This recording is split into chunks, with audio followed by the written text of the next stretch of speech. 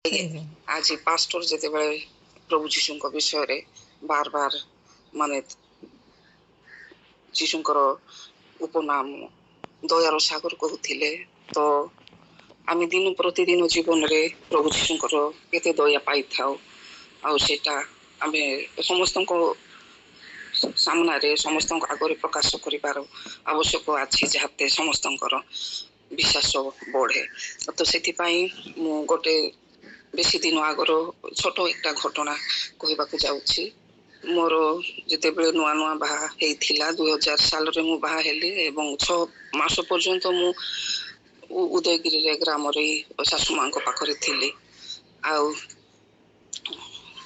तापरे सेटा मो स्वामी कोलकाता रे थिले मोर स्वामी भाई हेले से कोलकाता रे रहउथिले तांकर परिवार सह नहीं कि आउ डिसेम्बर मास रे बड़ दिन समय से माने समस्ते घर को आसीबार थिला आउ आम बाहा समय खाली भाई आसीथिले आउ तांको वाइफ आउ दुई संतान से मान आसी नथिले मु से मान को देखि नथिले आउ से माने जे दिन आसीबे से दिन थिला रविवार आउ मु से हिसाब रे मो हस्बैंड एवं तांकर भाई भाउज ता दुईटा पुओ आउ ए अनुसार मु 5 जनक पाई माने 5 जनक से माने 5 जन आसुथिले मु 4 जनकर माने खाइबा प्रस्तुत करिथिले आमे आगरु मु प्रस्तुत करिथिली आमे जते बेले सासु मां को संगे खाइलो सेते बेले टिके बेसी रोषे करिथिली सेते बेले मोर नुआ नुआ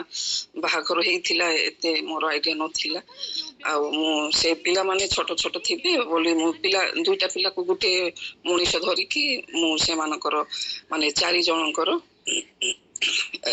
खाइबा परी मु रखिथिली आ से दिन रविवार थिला से माने पहुंची नथिले 3टा रो हमर चार्ज शुरू होई मु चार्ज को जाइथिली तापर से माने आसीबार मते डाकिले तो मु आसीले तापर आसी कि देखुची से पिला मान हेले बड़ बड़ हेइ छंती आउ आउ आम से फैमिली सांगरे आउ आम बड़ जांकर बड़ नंदंकर झियो तापर से दुईटा झियो तापर नानी से मान हेले से मान को संगे देखा करबा पाई आसी पहुंचछंती तापर से माने सारा दिन न खाई के आसी छंती से मान को एते जन को देखी मु चिंता रे पड़ी गेली मु मात्र 4 जनकर खाइबा रखिछि आउ एते जन आसी पहुंचले मु केमिति समस्त को देबी सेटा माने भाबुची मने मने भय पाउची आउ से माने तो भूख रेसी थिले पिला माने संगे संगे गाधे कि से माने बसले खाइबा को तापर मु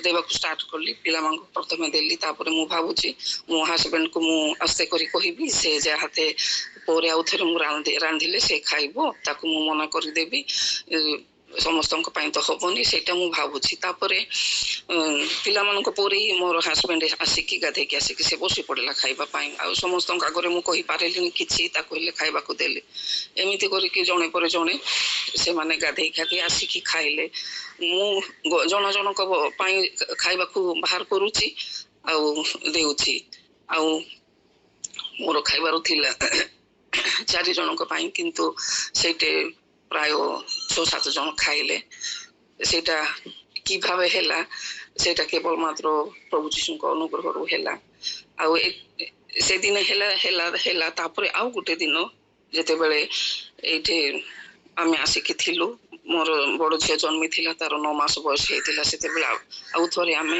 गां को जाइथिलु आ सेते बेले हेले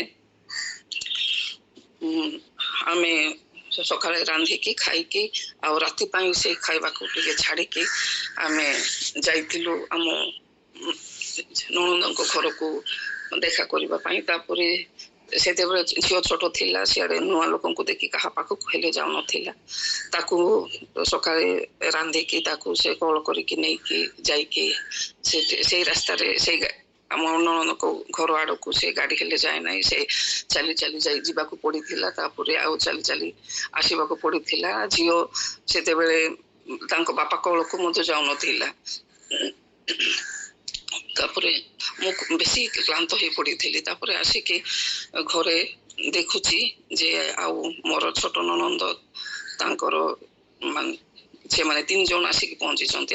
ଆସିଛୁ ଶୁଣିକି ଆମ ସହିତ ଦେଖା କରିବା ପାଇଁ ଆସିଛନ୍ତି।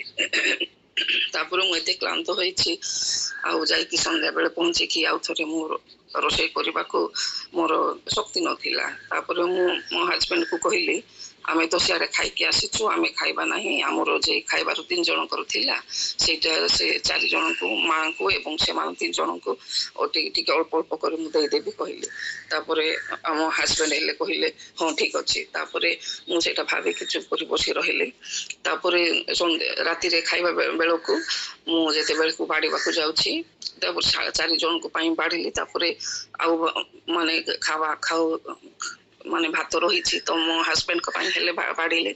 ତାପରେ ସେମାନଙ୍କୁ ଦେଲି ଖାଇବାକୁ। ତାପରେ ମୋ ହଜବେଣ୍ଡ ତ ଜାଣିଛନ୍ତି ଖାଇବା ସମସ୍ତଙ୍କ ପାଇଁ ହବନି, ତ ସେ ତାଙ୍କ ଥଳିରୁ ଟିକେ ତାଙ୍କ ଖାଇବାରୁ ଟିକେ ଛାଡ଼ିଛନ୍ତି, ଭାତ ଛାଡ଼ୁଥିଲେ। ତାପରେ ମୋତେ ହେଲେ ସମସ୍ତେ କହୁଛନ୍ତି ତମର ହେଲେ ନେଇ ଆସ। ତାପରେ ମୁଁ ଦେଖିଲି ଯେ ମୋ ହଜବେଣ୍ଡ ଖାଇବା ପାଇଁ ଛାଡ଼ୁଛନ୍ତି, ସେଥିପାଇଁ ମୁଁ ଆଉ ଟିକେ ଭାତ ଥିଲେ ସେଇଟା ମୁଁ ନେଇ ଆସିଲି।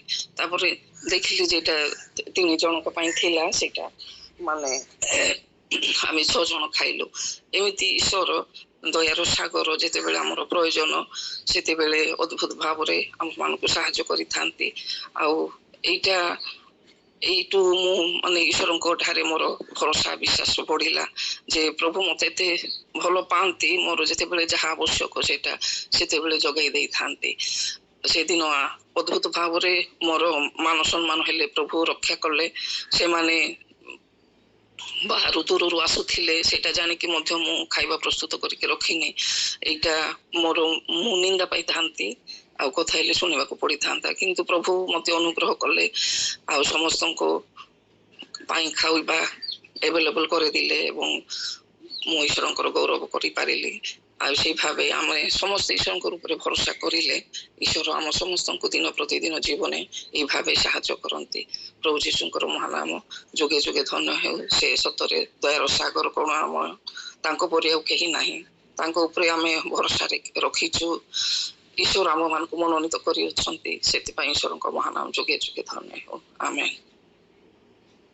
ହାଲେଲୁୟା। ରିଜିନା ଭଉଣୀ, ଆପଣଙ୍କର ସାକ୍ଷ୍ୟ ଶୁଣିଲା ବେଳେ ଲାଗୁଥିଲା ଯେମିତି ମୁଁ ସେଇ ଯୁଗରେ ଅଛି, ଯେତେବେଳେ ପ୍ରଭୁ ଯୀଶୁ 5ଟି ରୁଟି ଆଉ 2ଟି ମାଛକୁ ଆଶୀର୍ବାଦ କରିକି 5,000 ପୁରୁଷ ଆଉ ସ୍ତ୍ରୀ ଲୋକ ଆଉ ପିଲାମାନେ, କେତେ ଲୋକ ଥିବେ ଆମେ କଳ୍ପନା କରିଦବା, ସେମାନଙ୍କ ମଧ୍ୟରେ ବାଣ୍ଟିବାକୁ ଦେଇଥିଲେ। ଆଉ ଯଥେଷ୍ଟ ଖାଇସାରିଲା ପରେ ମଧ୍ୟ ବଳକା ହେଇଥିଲା। ଠିକ୍ ସେମିତି ପ୍ରଭୁ ଆପଣଙ୍କୁ ଆଶୀର୍ବାଦ କରୁଛନ୍ତି। ହଁ ଭଉଣୀ, ସେ ସାହାଯ୍ୟକାରୀ ପରମେଶ୍ୱର ଅଟନ୍ତି। ଆଉ ସେ ଆପଣଙ୍କର ପ୍ରାର୍ଥନାକୁ, ମନ ଭିତର ପ୍ରାର୍ଥନା, ଅବଶ୍ୟ ଆପଣ ପାଟିରେ ପ୍ରାର୍ଥନା କରିନଥିବେ, ମନ ଭିତରେ ଯୋଉ ପ୍ରାର୍ଥନା କରିଥିଲେ ସେ ପ୍ରାର୍ଥନାର ଉତ୍ତର ସେ ଦେଇଛନ୍ତି। ପ୍ରଭୁ ଆପଣଙ୍କୁ ପ୍ରଚୁର ପ୍ରଚୁର ଆଶୀର୍ବାଦ କରନ୍ତୁ। ଆମେନ୍। ଆମେନ୍। Amen, amen, amen.